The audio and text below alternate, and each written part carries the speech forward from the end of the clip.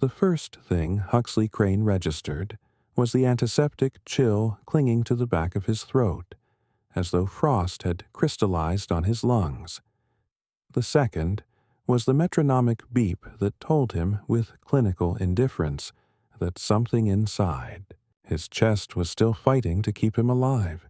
Light pierced the darkness in wan blades through half-open blinds, and in that washed-out dawn he remembered the boardroom where he had collapsed mid-presentation. Numbers blurring, then vanishing. Now sterile tiles replaced mahogany, and the only suit he wore was a pale hospital gown that left him feeling more exposed than any quarterly report ever had. Pain sat on his ribs like a sleeping lion, heavy and dangerous, and every breath tasted new, unfamiliar, almost borrowed. He tried to lift a hand, found IV tubing trailing like plastic veins, and for the first time in his meticulously controlled life, he realized he did not even own the rhythm pulsing in his body. A nurse, soft-voiced, efficient, appeared at his side, greeting him with the professional relief of someone who has seen too many patients lose the race back to consciousness. She explained he had been in surgery for 9 hours, that an extremely compatible organ had arrived in the nick of time, that miracles sometimes wore scrubs instead of halos. Huxley's throat rasped when he asked whose heart now thundered beneath his sternum, but protocol, she said, forbade disclosure until the family consented.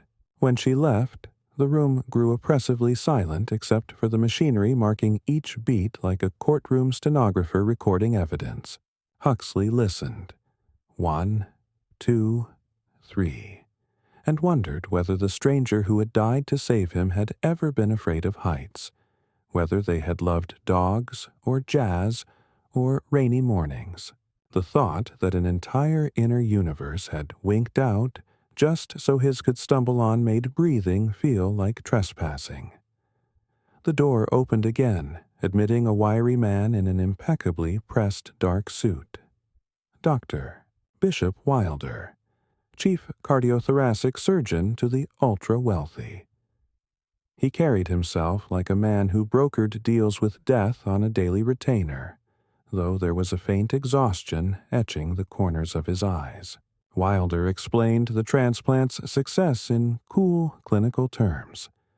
No sign of acute rejection, vitals stable, immunosuppressants already calibrated. Yet, when Huxley pressed for the donor's name, the surgeon's professional armor cracked, just enough for a sigh to escape.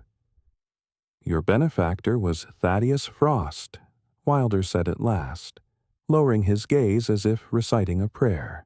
"A 32-year-old firefighter who died saving 2 children from an apartment blaze on the Lower East Side."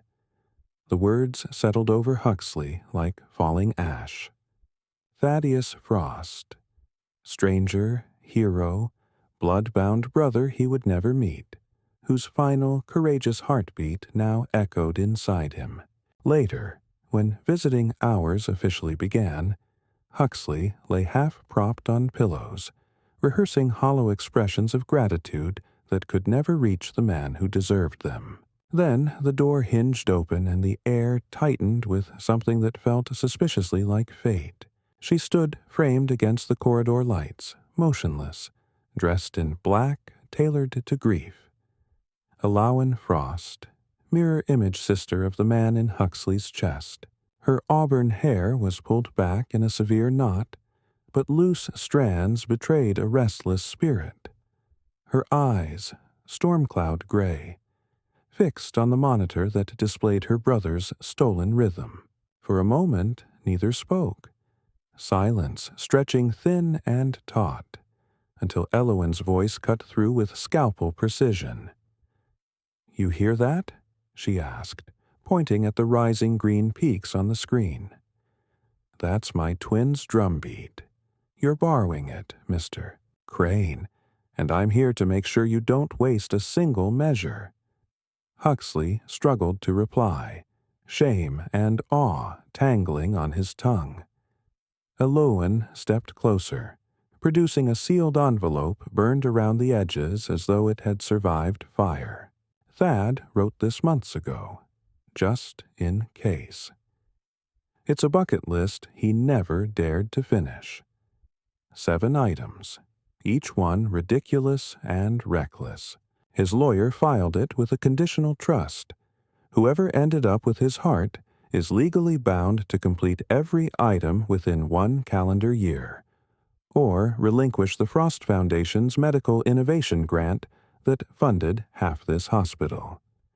She laid the envelope on his blanketed lap like a verdict, then folded her arms. I'm a sculptor, not a lawyer, but I promised him I'd oversee enforcement. So, Mr. Billionaire, do we start living, or do we let my brother's sacrifice mean nothing?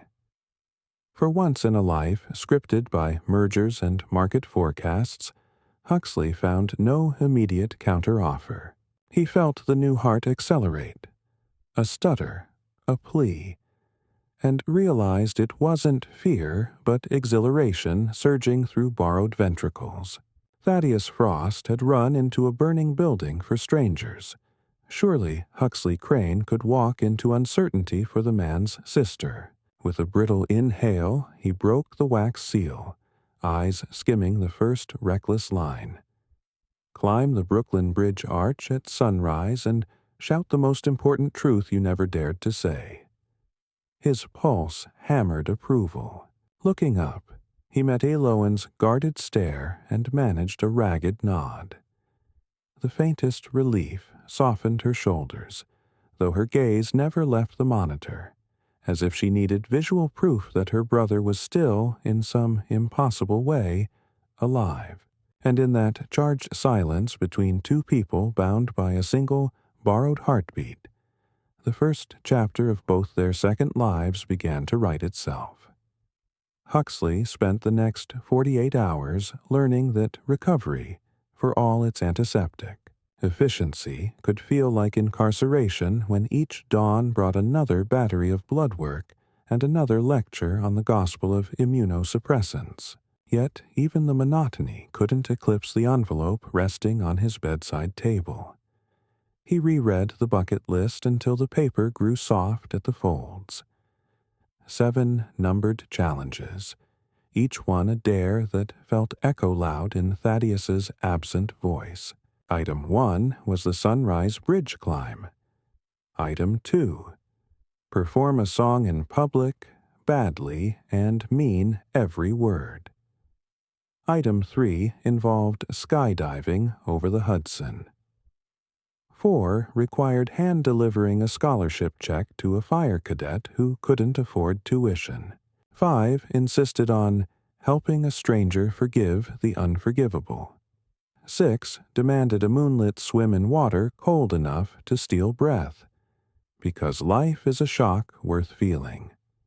The 7th line simply read, "Tell Elowen she is not alone." Beneath the list, Thaddeus had scrawled a postscript in looping firefighter scrawl. "If you're reading this, you're alive because I'm not. Make that matter." By day 2, Huxley was strong enough to sit upright without the room spinning, which meant he was strong enough for lawyers. A pair arrived just after lunch. Huxley's general counsel, Miriam Cho, all razor-sharp cheekbones and monochrome power suit, and Gilbert Rourke, executor of the Frost estate, whose tweed jacket smelled faintly of wood smoke. They spoke in measured legalese, while Huxley's heart thundered like a new employee desperate to impress. The trust's conditions, Rourke explained, were ironclad. Complete each list item alongside Elowen as witness. Document the attempt with video or sworn affidavit, and file progress reports every 30 days.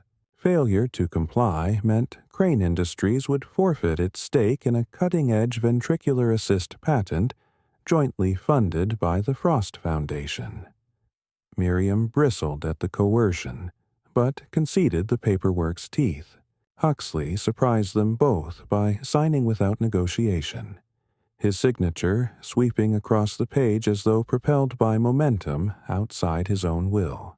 The pen left a faint tremor in his grip, a reminder that the beating under his sternum answered to two names now. When the attorneys departed, Elowen slipped in almost shyly, dressed in frayed jeans blotched with clay, the scent of wet stone clinging to her, evidence of hours spent in her sculpture studio while the world argued over contracts. She glanced at the freshly inked documents, then at the monitors tracing her brother's pulse within Huxley, and something like reluctant admiration flickered across her expression. Conversation was a cautious waltz. Huxley confessed he'd never sung outside his shower, much less in public. She countered with a story of Thaddeus belting show tunes from a ladder truck during traffic jams. He asked what kind of sculptures she made. She described marble torsos trapped halfway between emergence and erasure, forms wrestling with the stone the way grief wrestles with memory. They discovered a shared fondness for burnt coffee and vintage science fiction, the sort of trivial coincidences that feel like cosmic breadcrumbs when two lives have collided so violently. Each time their dialogue lulled, the steady beep of the heart monitor filled the gap, an audible reminder of the third party in every exchange. Discharge came at dusk on the third day. The sky outside the hospital window bruised violet. Bishop Wilder delivered final instructions with the solemnity of a general briefing a paroled soldier. Daily vitals, weekly labs, no alcohol, no reckless exertion. Elowen listened, arms folded, until Wilder left, then pointed at item 1 on the list and said, "Sunrise was at 5:57 a.m. tomorrow. Weather clear, wind 16 knots. Huxley laughed, an astonished bark of sound that felt foreign, because the surgeon's decree and Thaddeus's dare were headed for collision before he even reached his penthouse. Elowen only shrugged, a half-smile tugging her mouth. Thad never waited for perfect conditions, she said. He made the conditions perfect by showing up. A hospital orderly wheeled Huxley to the curb where a black town car idled. The city smelled metallic and alive, every horn blast and siren wail reminding him he'd been granted reinsertion into its chaos. Elowen climbed in after him, clutching a battered thermos of coffee and a climbing harness draped over her shoulder as casually as a tote bag. For a moment, in the hush before the driver merged into traffic, Huxley closed his eyes and listened. The engine, the city, the relentless cadence within his ribs. Somewhere, maybe in the spaces atoms leave between themselves, he imagined Thaddeus listening too, eager for dawn. Huxley woke the day after the bridge climb to the cheery tyranny of his alarm and the dull throb of muscles discovering they had opinions about yesterday's heroics. But it was the memory of shouting his secret into wind that pushed him upright before hesitation could negotiate a snooze. Item 2 on Thaddeus's list glared from the nightstand where the paper lay weighted by a half-empty water glass. Perform a song in public, badly, and mean every word. Singing was the one skill Huxley had cultivated only in the shower, strictly between the rising whisper of steam and the hiss of expensive plumbing. Yet, as he dressed, dark jeans, a cable-knit sweater Elias the valet insisted counted as casual, he felt a crackling anticipation he hadn't associated with a boardroom in years. Downstairs in his penthouse lounge, Elowen waited, perched cross-legged on the low sofa amid a scatter of coffee table books about urban sculpture. Her hair was still damp from an early morning studio shift, strands curling against her jaw, and she was scrolling through her phone's map app with the intense focus of a field commander coordinating airstrikes. She looked up long enough to toss him a grin that felt equal parts encouragement and dare, then announced she had found exactly the right venue. An open mic night at Luna Park, the Coney Island boardwalk arcade that doubled as a carnival of neon sins once the sun went down. The host, she explained, was an ex-punk rocker who let amateurs butcher classics in exchange for a small donation to the Firefighters' Widows Fund. Thaddeus had loved the place. He and his crew used to storm the stage after overnight shifts, screaming Springsteen with the shameless lungs of men certain of their immortality. Huxley's first impulse was to propose a discreet Soho jazz club where dim lighting could hide vocal crimes. But one glance at thrum-bright Elowen erased complaint. If he was going to prove he deserved her brother's heartbeat, he might as well risk public humiliation under carnival lights. The day blurred into medical housekeeping. A trip to Crane Industries' private clinic, where technicians drained vials of blood as though his veins were a soda fountain. Endless questions about sleep, appetite, incision tenderness. Bishop Wilder materialized during the EKG, admired the bridge climb footage Elowen had already sent with bureaucratic punctuality, then lowered his voice to caution that vigorous diaphragmatic strain could aggravate healing tissue. Huxley countered with a casual mention that singing, unlike mountaineering, was mostly air. Wilder, exasperated, reminded him that laughter and coughing had nearly ripped sutures in past patients. The surgeon finally issued a compromise. 2 milligrams of a fast-acting anti-inflammatory injected an hour before performance, plus an on-site paramedic. Huxley didn't know whether to laugh at the absurdity or marvel at the privilege of rewriting mortality clauses the way lesser men rewrote dinner plans. Night descended in quick, glittering layers that made the East River look like a spilled jewelry box. Huxley's chauffeured SUV threaded south toward Coney Island, neon signs intensifying with every block until the ocean's briny breath seeped through the window seals. Luna Park throbbed with synth-pop filtering from boardwalk speakers, tourists clutching rainbow swirl cotton candy, and the mechanical scream of rides hurling riders skyward. The open mic stage was a makeshift plywood platform wedged between a fortune-teller's tent and a ring-toss booth. Christmas light strings looped overhead, flickering violently each time the cyclone roller coaster roared past. Backstage amounted to 3 folding chairs and a plastic cooler of cheap beer.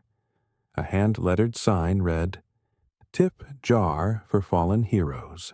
Elowen slipped a 50 into the jar without ceremony, while Huxley paced behind the curtain of a repurposed funhouse mirror, practicing scales under his breath and startling every time his own distorted reflection lurched at him glass-wide. The set list filled quickly. A burly dock worker attempted Whitney Houston with heroic commitment.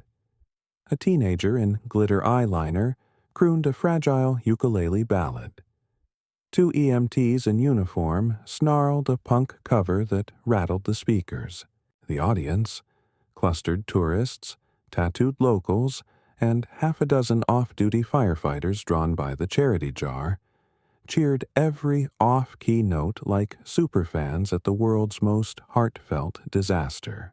Huxley realized with equal parts horror and relief that sincerity, not skill, was the currency of this stage. Elowen nudged his arm when his name was announced. Huxley C., from Manhattan, first-time singer. And before Panic could invent an excuse, she pressed something into his palm. Thaddeus's old FDNY challenge coin, edges singed from an engine room prank. "For luck," she whispered, then pushed him through the curtain. Stage lights stabbed him, a dozen colors at war with his pupils. Microphone feedback squealed, a wounded amp howl that rang straight through his sutures, He cleared his throat, steadying trembling fingers against the stand, and introduced his choice. I'm going to try Heroes by David Bowie, because someone braver than me once reminded the city what a hero really is. A whoop rose from the firefighter contingent. The backing track crackled to life. Tinny but recognizable, and Huxley pitched into the first verse, his voice shaky yet earnest. He missed the low note on Standing by the Wall, cracked entirely on Nothing Could Fall, then laughed into the next line because the crack felt like proof of living. Something miraculous happened. The crowd caught the melody's ragged edges and sang with him, patchwork harmony transforming botched notes into communal anthem. Near the chorus, Huxley's chest tightened, not with pain but with uncontainable gratitude, and for a breath he imagined Thaddeus singing through his lungs, lifting the words like a ladder to some unseen rescue. Halfway through the song, commotion rippled at the perimeter. A tall man in an expensive charcoal coat elbowed through listeners, accompanied by a severe woman with a clipboard.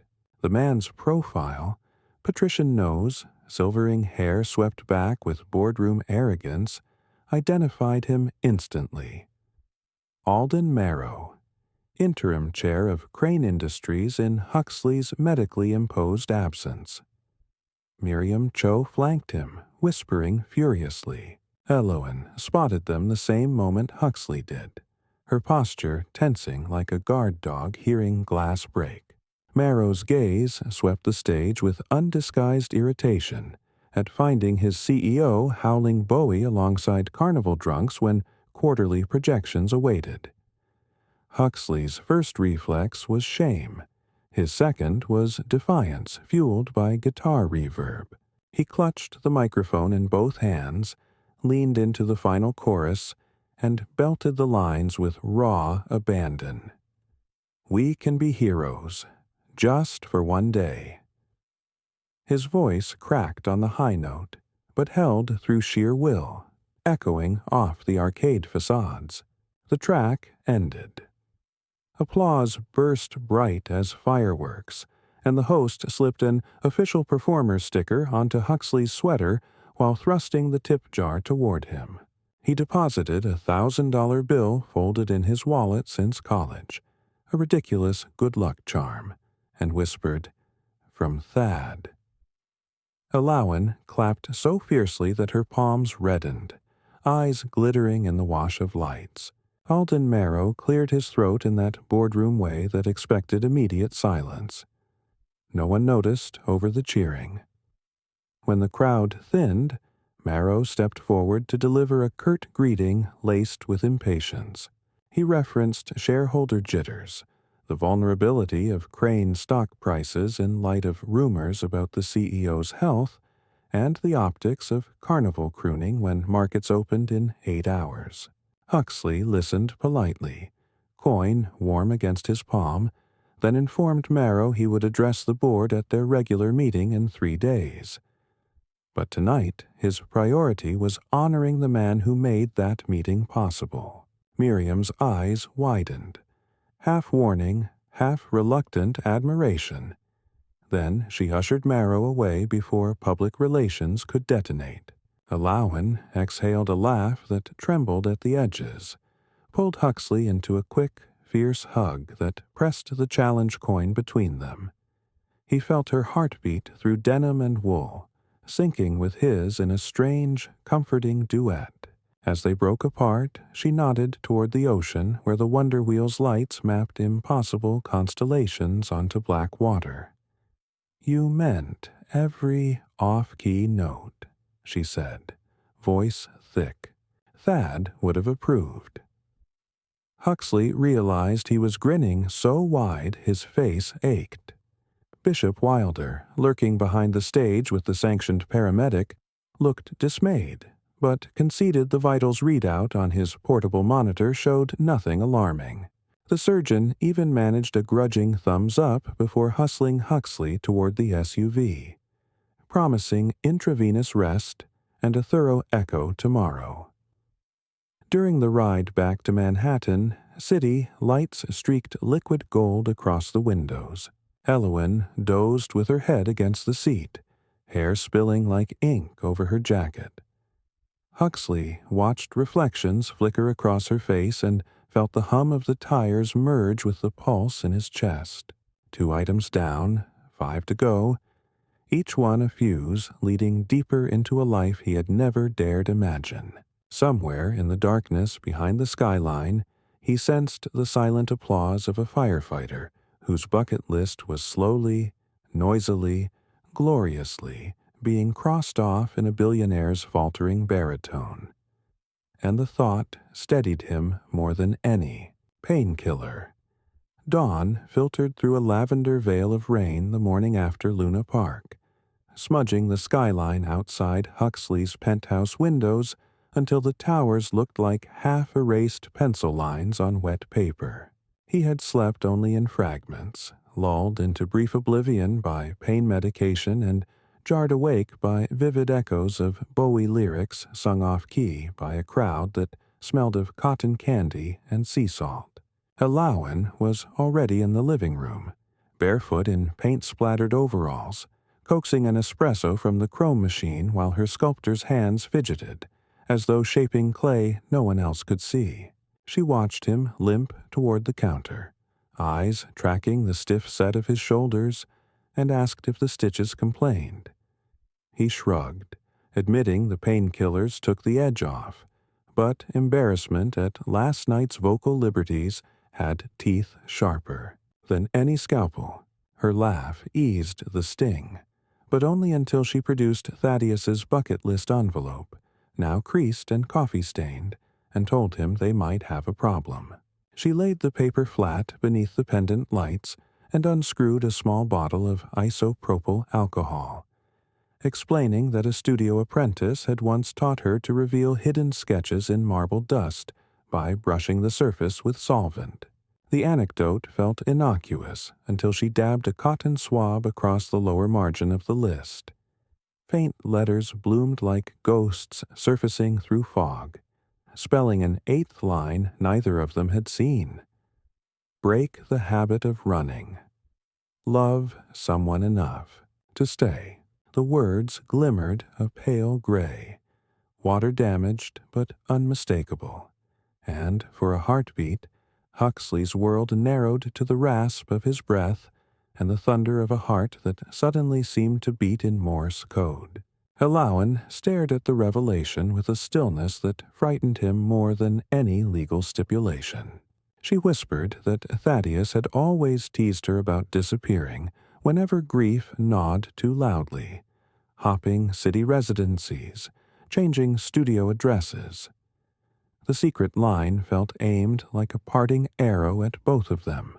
Huxley tried to lighten the moment by quipping that staying was easy when Manhattan rent stabilized your sense of inertia, but humor ricocheted off her silence. The 8th item changed everything. 7 tasks had felt finite, a ledger he could balance with courage and cash. Love, by contrast, refused to fit in a checkbox.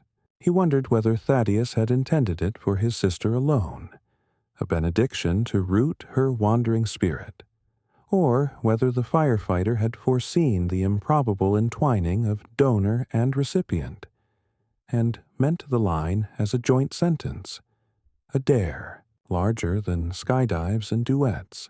Elowen finally lifted her gaze, gray eyes storm-tossed, and asked what a billionaire who spent his life fleeing emotional risk knew about staying. The question cut more cleanly than any investor interrogation because it presumed he might choose flight again. The ring of his personal phone spared him an immediate answer. Alden Marrow's name strobed on the display, and obligation dragged Huxley back into the orbit of quarterly migraines. He answered, voice pitched formal, and endured a terse report. analysts unsettled by footage of their CEO howling Bowie, rumors that Crane Industries lacked succession planning, whispers that rival conglomerate Helios Capital circled for a hostile takeover. Marrow urged him to prioritize optics, maybe issue a polished statement about wellness and vision. Huxley, still staring at invisible ink confession, realized the public facade he'd curated for decades now felt like papier-mâché armor dissolving in rain. He assured Marrow he'd address the board this afternoon, hung up, and told Alawan he needed to suit up for combat of a different genre. She crossed arms and countered that combat could wait because there was one more revelation she'd avoided sharing last night. She produced a small fireproof lockbox retrieved from her messenger bag, its metal sides scorched and dented as though it had crawled through the same blaze that claimed her brother. Inside lay a USB drive, a battered leather sketchbook, and a notarized addendum to Thaddeus's will naming her as trustee of a foundation none of the lawyers had mentioned. The foundation's charter earmarked $30 million of Crane Industries matching funds for a cardiac research startup developing low-cost organ transport drones. Money contingent on Huxley personally mentoring the engineering team for a year. The clause wasn't legally binding like the bucket list, but it gnawed at the same tender nerve. Thaddeus had mapped out not just heroic stunts, but a sprawling ecosystem of accountability designed to tether his heart's new host to a future benefiting strangers. Huxley felt simultaneously honored and trapped, the way a mountain might feel under the weight of a cathedral built upon it. Before he could form a response, Elowen's phone buzzed with a call from Gilbert Rourke, the Frost Estate lawyer. She put it on speaker.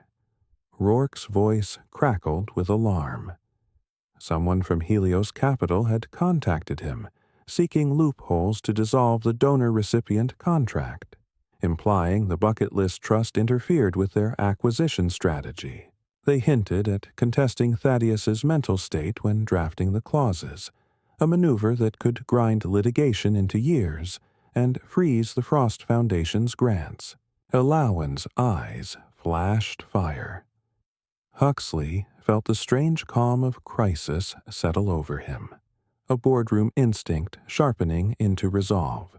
He told Rourke to arrange a meeting between Frost and Crane legal teams immediately after his board presentation, promised full corporate defense resources, and hung up before adrenaline could metabolize into fear. Traffic to Midtown crawled under rain-blurred stoplights, but the town car's interior became war room and confessional all at once. While Miriam Cho read through fresh merger rumors on her tablet, Huxley confessed to Elowen that staying frightened him more than dying. Spreadsheets had always offered exits masquerading as metrics. She admitted she feared anchoring herself to anyone after watching paramedics wheel her twin under a sheet. A snapshot her mind replayed whenever attachment threatened. Their vulnerabilities floated between them like lit matches, neither daring to snuff them out. By the time the vehicle slid beneath Crane Tower's porte cochere, they had not solved the eighth item, but they had named the enemy, the impulse to run before the roof caved. Boardrooms smelled the same in every crisis: leather, coffee gone bitter on hot plates, and a faint undernote of human frailty poorly masked by cologne. Directors encircled the mahogany table, scrolling through digital dossiers of his recent escapades, brows arching in synchrony. Huxley began with charts projecting the impact of drone-assisted transplant logistics, segueing into a passionate outline of the Frost Foundation collaboration. Numbers cushioned the narrative, yet somewhere between EBITDA margins and mortality rate reductions, he veered off script, speaking of Thaddeus by name, of bucket lists and borrowed pulses, of a responsibility that transcended share price.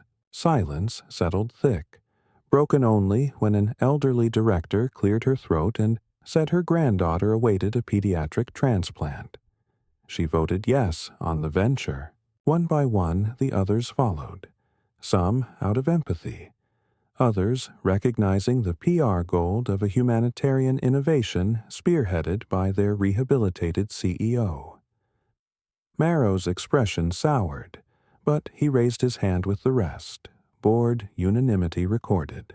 Outside the conference room, Alawan waited on a bench, fingers tapping anxious rhythms on her kneecap. When he emerged victorious, she sprang up, eyes bright, yet celebration halted as Miriam relayed an urgent text. Helios Capital had filed a petition in federal court challenging the donor contract's enforceability on grounds of undue sentimental influence. Court date, 48 hours. The attack was legal chess, positioning public sympathy against corporate liability. If Helios delayed the trust, Crane's stock could plunge enough to make acquisition inevitable.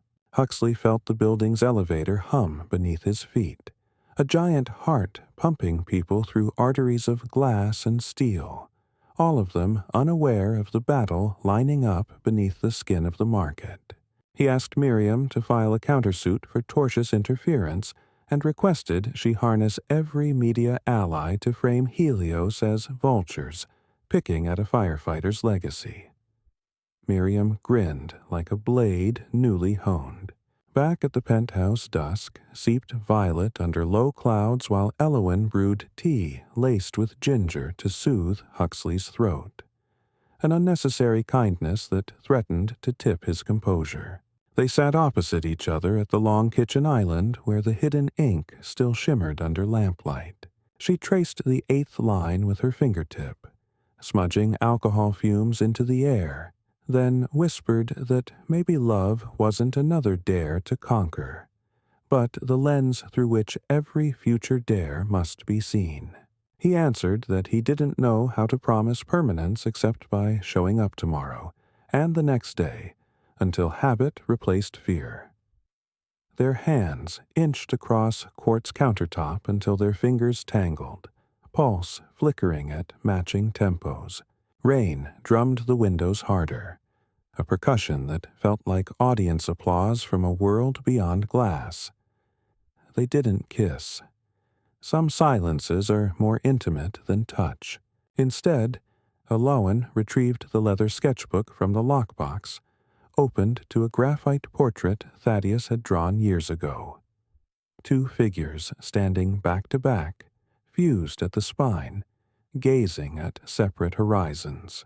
She tore out the page, folded it, and slipped it into Huxley's suit pocket, murmuring that not all departures were escapes. Sometimes they were recalibrations. He pressed the paper to his chest where her brother's heart beat like a restless drummer warming up for the next set, and promised, without legal counsel, to stay until both horizons converged. Outside, lightning stitched silver seams along the clouds, as if the sky itself attempted to bind its fractures, and somewhere deep within the city's electric thrum, a firefighter's unseen grin widened in approval. The forecast had promised mild spring drizzle, but by late afternoon a bruised sky cracked open over Manhattan with a violence that felt deliberate, as though the weather itself had read the news of Helios Capital's lawsuit and decided the day. Required thunderous commentary. Huxley stood in the glass-walled conference suite on the 64th floor of Crane Tower, pacing beneath recessed lights while lightning stitched ragged seams across the skyline. For 6 hours he had volleyed strategy with Miriam Cho, Gilbert Rourke, and a rotating phalanx of litigators. Their voices blended with the storm until legal jargon and thunder became indistinguishable percussion.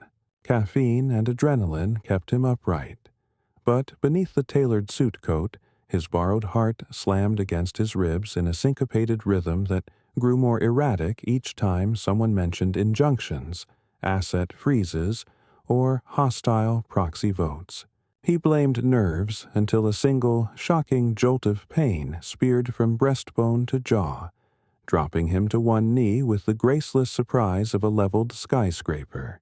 Miriam's exclamation pierced the room. Rourke lunged forward, steadying him as his vision smeared into watercolor.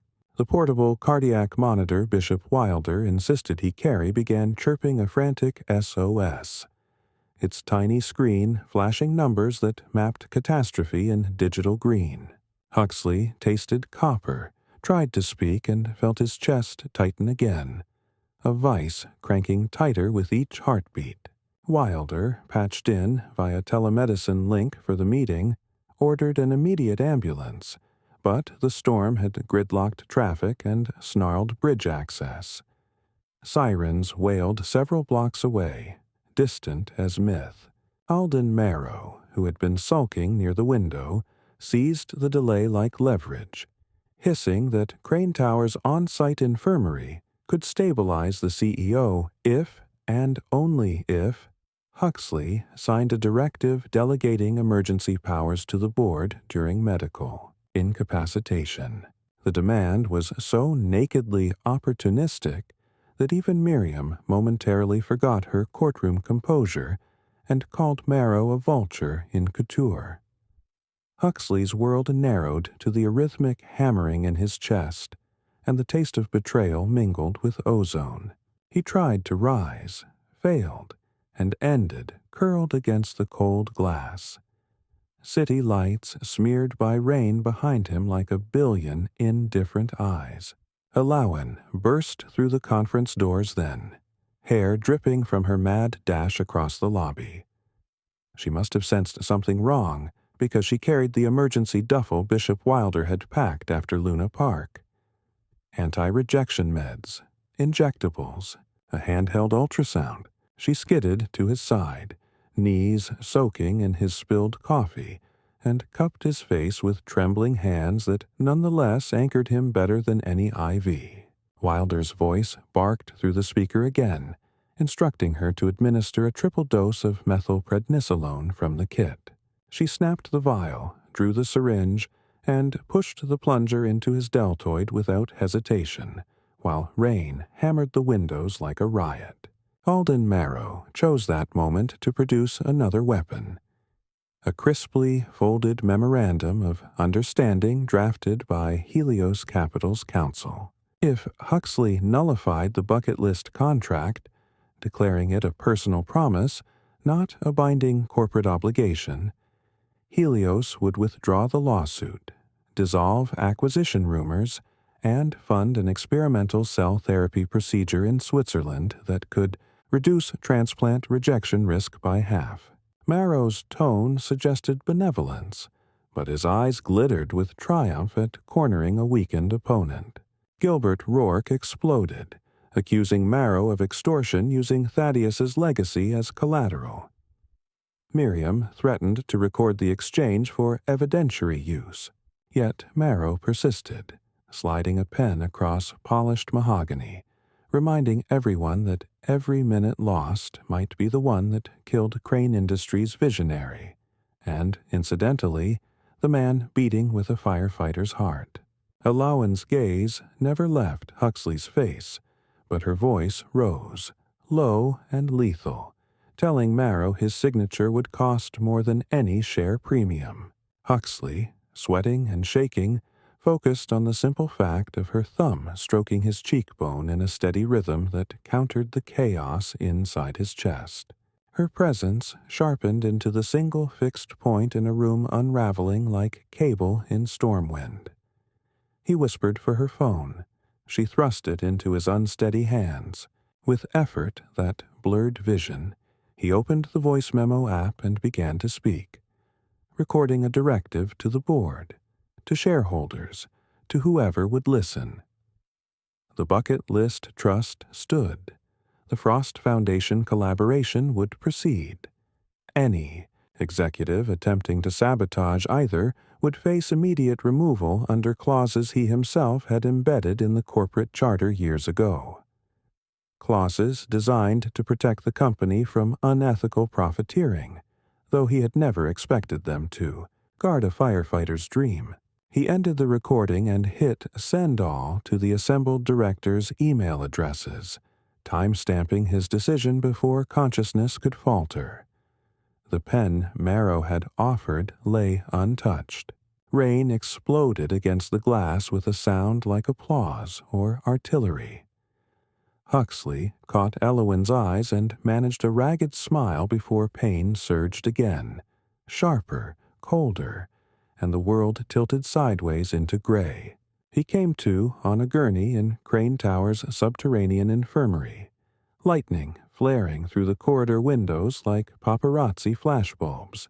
Wilder leaned over him in surgical greens, hair plastered damp against his forehead from the race through rain, while a cardiology resident prepped a sterile field for an emergency endomyocardial biopsy.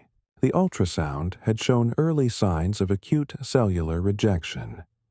Wilder needed tissue samples to confirm and to justify an aggressive anti-thymocyte globulin regimen. Consent forms blurred before Huxley's eyes until Elowen guided his hand, her own signature already beneath his, binding herself as medical advocate. When the first anesthesia washed into his IV, he used the final seconds of clarity to whisper that staying might kill him, but running surely would. She kissed his knuckles, promising she would stay rooted so he could find the way back. The biopsy suite smelled of iodine and desperation. Wilder worked with the calm of a man dismantling bombs for sport, threading a catheter through jugular vein toward the beating epicenter, while monitors filled the room with a mechanical lullaby. Outside, the building shuddered under thunder. Inside, Huxley's heart quivered under chemical siege. He floated in sedative fog where memories braided with hallucinations. Thaddeus laughing beneath carnival lights. Bowie lyrics echoing across bridge cables. Elowen's fingertip tracing invisible ink that spelled love as commandment. Each image pulsed to the soundtrack of a single heartbeat that was both his and not his. A drum bridging the distance between two worlds. Hours later, he surfaced in recovery, throat raw, body trembling with the aftermath of steroids and fear. Wilder reported that biopsy grades indicated moderate rejection, but the early intervention and Elowen's rapid steroid injection had likely averted irreversible damage. The next 72 hours would decide if the heart accepted the ceasefire or escalated to full revolt. Elowen dozed in a chair beside the bed, her head bent over Thaddeus's sketchbook, graphite smudges streaking her cheek. Huxley's first coherent act was to thread his fingers through hers, anchoring himself to the present. Miriam arrived at dawn with news that Marrow had tendered provisional resignation pending ethics review. His attempted coercion captured on security footage. Helios Capital's lawyers, sensing PR disaster, withdrew the petition and issued a statement of deep respect for the donor's heroic sacrifice. Markets opened flat. Crane Industries held. The storm drifted out to sea by mid-morning, leaving windows streaked but sky startlingly blue, as though the night's violence had scrubbed the city clean. Huxley's chest still ached, but the rhythm under his sternum steadied into a measured cadence that felt neither foreign nor entirely his own. Something shared, co-authored. Wilder insisted on strict bed rest, warning that the next bucket list item, a skydive, was off limits until heart enzymes normalized. Elowen acquiesced with uncharacteristic meekness, but her eyes held a spark that promised future rebellion once doctors blinked. She produced her phone, opened the voice memo Huxley had sent, and played it back at low volume. His own weak, pain-laced words filled the room, a testament recorded against thunder and treachery. Listening, he realized he had chosen staying over survival odds, and that choice, paradoxically, made his survival feel not just possible but necessary. That evening, as sunset poured molten gold across bedding and machines, Huxley asked Elowen to climb into the narrow hospital bed beside him. She hesitated, wary of lines and monitors, but finally slipped onto the mattress, curling against his un-IV-laden side. He rested his palm over the bandage that hid the biopsy site, feeling the steady rise and fall of her breaths meld with his, two rhythms seeking common time signature. Without preamble, he told her he was afraid the 8th bucket list item wasn't a destination, but a continual verb. She answered that verbs were what sculpted marble into form. Constant, relentless motion-carving permanence from stone. Lightning no longer split the horizon, yet he felt the same electricity crackle through the hush, an after-image of the storm promising renewal rather than destruction. Outside the high windows, cranes swung slowly atop unfinished towers, silhouettes against cobalt dusk, their cables swaying like giant metronomes. Somewhere below, traffic resumed its eternal migration, unaware that a billionaire and a sculptor lay tangled beneath blankets, plotting how to turn borrowed time into shared forever. Huxley closed his eyes, listening to the heart that had outlived a fire, a lawsuit, and a tempest. And he imagined Thaddeus standing watch on some unseen mezzanine, helmet tucked under his arm, satisfied that the bucket list's most dangerous challenge, learning to love without running, had finally begun in earnest. The cardiac ward settled into a hush that reminded Huxley of libraries at closing time. Fluorescent lights dimmed, nurses' shoes whispering along linoleum, only the steady bleat of telemetry monitors interrupting the calm. But beneath the calm lay a countdown no one dared voice. 48 hours had crawled past since the biopsy, and although the intravenous antithymocyte globulin had bludgeoned the worst of the rejection, lab markers still flickered at the threshold of danger. Bishop Wilder arrived before dawn, tie askew, clutching a folder stamped Human Subjects Review Board. Inside lay protocols for a tolerance induction therapy so new the ink on its FDA fast-track approval was barely dry. The proposal hinged on harvesting mesenchymal stem cells from a first-degree relative of the donor, then infusing them into the recipient to retrain the immune system to see the transplanted heart as native tissue. Elowen was the only biological match left in the world, and the idea of slicing into her marrow to save him landed on Huxley's chest with the weight of a second sternotomy.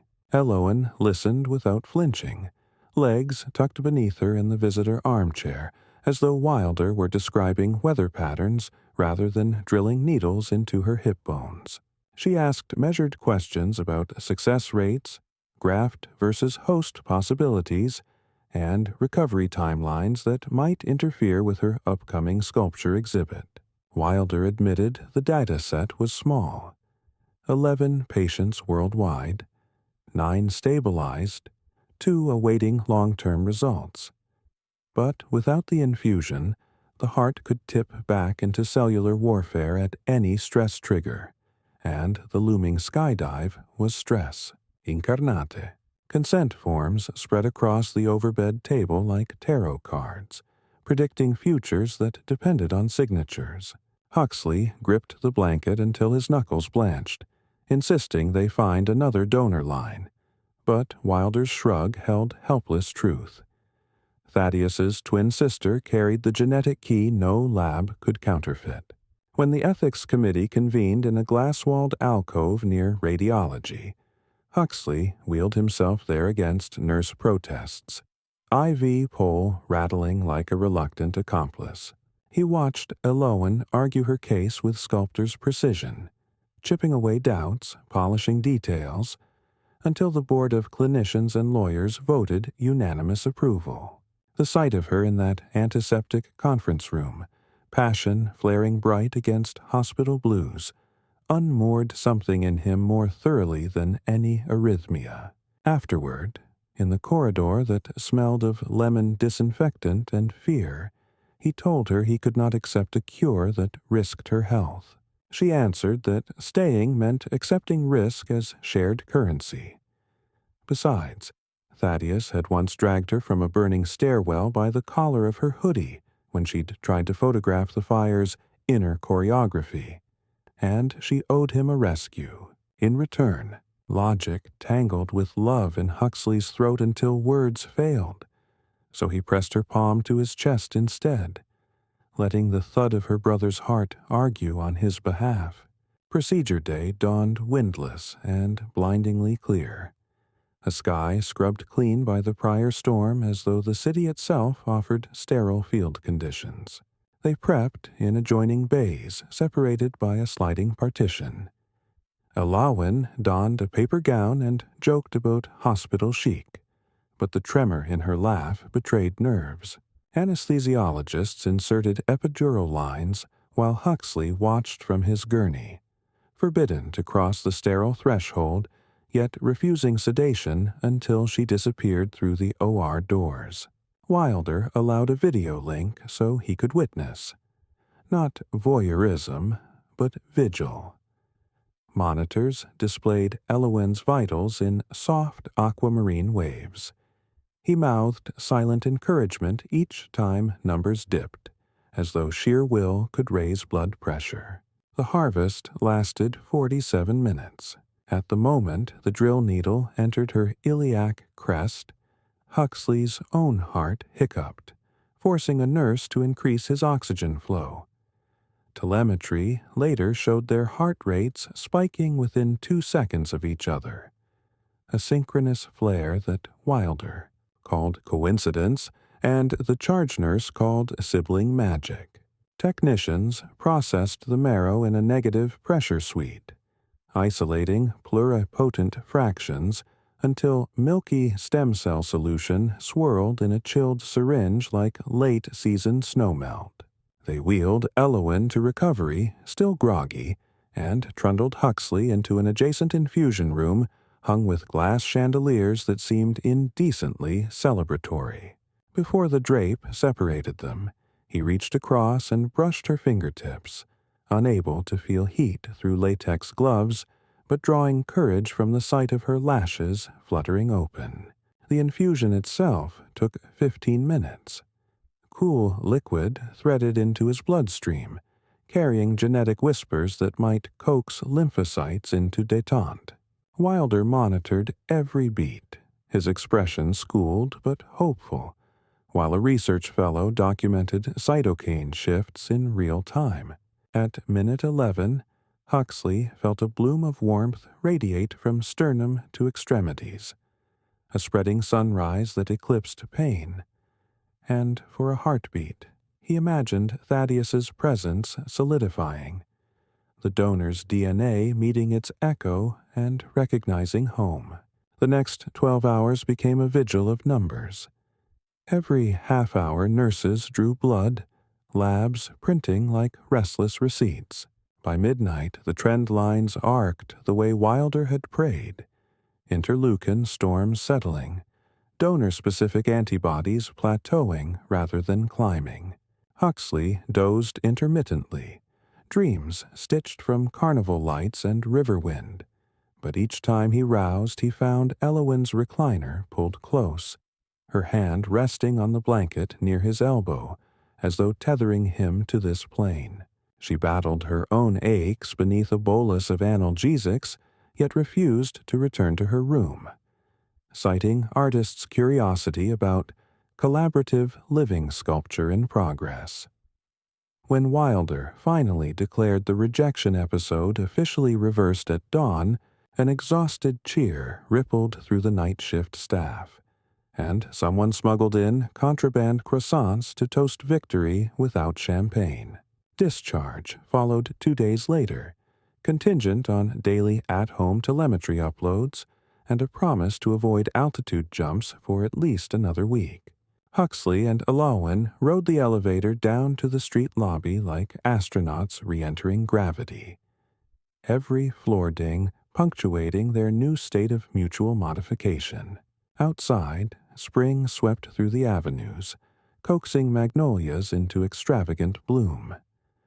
They detoured to the High Line, strolling the elevated park's rusted rails and wildflower beds, where bees floated like lazy punctuation marks. Tourists snapped photos of city vistas, unaware that 2 passers-by carried within them a cellular merger unprecedented, even in a metropolis that worshipped reinvention. As sunset spread tangerine light across the Hudson, Elowen halted at a spot overlooking the river's slow choreography. She produced the battered bucket list envelope from her jacket, now nearly translucent at the folds, and unfolded it with reverence. Items 3 through 6 awaited daring. The skydive, the scholarship delivery, the act of facilitating forgiveness, and the moonlit plunge into icy water. She tapped the 5th line, "Help a stranger forgive the unforgivable," and said maybe it was time they considered what forgiveness actually cost. Huxley followed her gaze to a solitary man leaning against the railing, violin case at his feet, reading a letter with shoulders slumped in defeat. They approached, hesitant, until city noise resolved into soft weeping.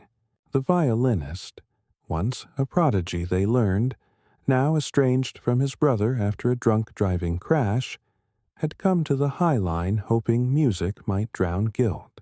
Elowen listened, eyes bright with recognition, then asked whether he would play a piece Thaddeus adored, Barber's Adagio. She and Huxley offered the only currency they had, time and audience, and, as the first mournful note rose into twilight, something fragile mended in the stranger's posture. When the piece ended, the violinist exhaled a thank you shaped like surrender, promising to call his brother that night. Elowen squeezed Huxley's hand. One more box, improvised, unfilmed but genuine, ticked. They walked until city lights ignited, reflecting off river swells like drifting constellations. Huxley suggested they complete the cold water swim right then. The doctor had forbidden altitude but not immersion, and the Hudson in early spring qualified as shock therapy. Elowen laughed, wincing at her healing hip, yet agreed on one condition. They would strip not just to swimsuits but to honesty, naming every fear still lurking after stem cell miracles.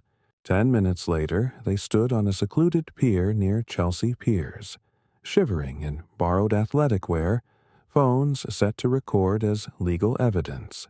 On 3 they dove, water knifing breath from lungs, and when Huxley surfaced, he gasped laughter, the sound crashing against skylines like fireworks. Elowen emerged beside him, eyes wide with primal thrill, and in that moment the city dissolved into nothing but moon, heartbeat, and the echo of a firefighter's dare that life should always meet shock with wonder. They hauled themselves onto the pier, teeth chattering, and wrapped in a single emergency blanket wrestled from a security station. Huxley's heart hammered steady, triumphant, and for the first time since the transplant, he felt no divide between borrowed tissue and native self. Only a unified percussion that matched the drip of river water from Elowen's hair. She rested her head on his shoulder, murmuring that staying no longer felt like a sentence but like a studio where futures were sculpted from marrow and courage. He kissed her damp forehead, promising skydives and scholarship surprises once clearance came, but confessing he already felt richer than any quarterly dividend. Somewhere across the water, the Statue of Liberty's torch flickered, sentinel of all unlikely second chances. When they finally gathered their clothes and ambled toward a waiting rideshare, Huxley checked the telemetry device clipped at his waist. Pulse 92, rhythm normal, battery full. He flipped open the leather sketchbook Alowan carried like a talisman and added a charcoal line beside Thaddeus's portrait. Two figures now facing each other, hands touching, spines no longer fused, but entwined. Alowan watched the charcoal settle into grain and whispered that marble remembered every tool strike. Hearts, she suspected, did too. Huxley closed the book, felt the subtle warmth of stem cell alchemy in his chest, and decided that whatever storms waited in the chapters ahead, they would meet them as co-artists sculpting thunder into symphony. 2 months later, June unrolled over, New York in a haze of honeysuckle and searing blue, the sort of summer debut that made glass towers shimmer like freshly minted coins and turned every rooftop into a drumhead taut with possibility. Huxley Crane stood on the tarmac of a decommissioned airfield upstate, jumpsuit half-zipped, wind worrying the collar while he flexed his fingers around the helmet chin strap and reminded himself that a cardiologist and 2 EMTs stood by with enough portable equipment to outfit a field hospital. Bishop Wilder had cleared the skydive only after an exhaustive battery of stress echoes, VO2 tests, and a solemn handshake, in which the surgeon muttered something about reckless gratitude before signing the medical waiver. Alowan waited beside the Cessna, neon orange jumpsuit vivid against the cloudless vault. Her laughter carried in warm thermals as she teased him for triple-checking altimeter settings. The jump master, a sun-weathered woman who treated gravity as an optional suggestion, herded them aboard with the easy authority of someone more comfortable above 10,000 feet than on solid ground. The climb to altitude was a roaring cocoon of engine noise and adrenaline. Thaddeus's challenge circularis, deferred since the rejection scare, now pressed urgent in the pressurized silence inside Huxley's head. 20 minutes later, the door slid open on a world rendered postcard small. Patchwork fields, a silver river curling like dropped ribbon, and the air knifed through the cabin, smelling of ozone and risk. Alowan's hand found his, squeezing once, and then they were gone, tumbling into sky so bright it erased context. Terminal velocity blurred thought into sensation.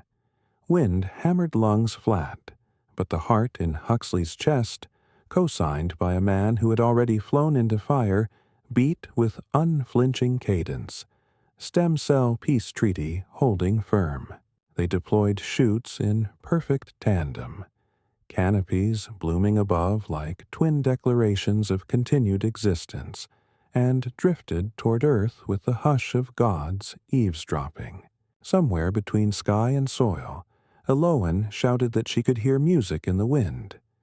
Maybe Bowie, maybe Barber. He couldn't tell which. Only that the melody braided them invisibly until wheels of grass rushed up to kiss their boots, and the list's third box earned its triumphant slash of ink. Back in Manhattan, 2 days later, they enacted Item 4 beneath the marble columns of the Fire Academy Auditorium, where 23 cadets stood at attention in freshly pressed uniforms, smelling of starch and nervous ambition. Cadet Mariana Ochoa, scholarship recipient, trembled as Huxley pressed a check into her calloused palm. Full tuition, living stipend, and guaranteed placement in the Frost & Crane drone medevac pilot program upon graduation. Cameras flashed. Reporters angled for quotes about philanthropy and innovation. But Huxley spoke instead about courage unrecorded. The courage of people who run toward smoke because the simplest math is one life traded for many. Elowen, wearing a charcoal pantsuit dusted with plaster, read an excerpt from Thaddeus's journal describing the first time he felt heat roll over his turnout gear like a live animal. Her voice cracked on the final sentence. "If my heart ever leaves my chest, let it keep chasing children down smoke-blind hallways." Applause broke out in a ragged standing surge, and for an instant Huxley swore the stage lights refracted into the shape of a firefighter's grin leaning against the proscenium arch. Satisfied, box number 4 had landed exactly on target. Item 5, the act of forgiveness, had seated itself almost by accident, and now needed harvesting. 2 weeks after the scholarship ceremony, Huxley and Elowen received word that the violinist from the High Line had reconciled with his brother, the two of them volunteering to perform free concerts in trauma wards. The brothers asked permission to dedicate their first recital to Thaddeus Frost. Elowen arrived at New York Presbyterian with a portable clay wheel, shaping tiny heart talismans while Barber's Adagio filtered through corridors smelling of antiseptic and cafeteria coffee. Huxley distributed the cooled pieces to patients too bruised or intubated to clap, and each fragile sculpture became a placeholder for the forgiveness they might one day grant themselves. When it was over, a trauma nurse with tear-swollen eyes insisted on filming a statement for the bucket list archive, declaring that the music had coaxed her to forgive the drunk driver who killed her sister years ago. Later, over soggy cafeteria fries, Elowen checked the list, drew a bold line through item 5, and whispered that forgiveness was a chain reaction once the first link dropped. The final, unfulfilled instruction, "Tell Elowen she is not alone," had transformed over weeks from imperative to daily ritual.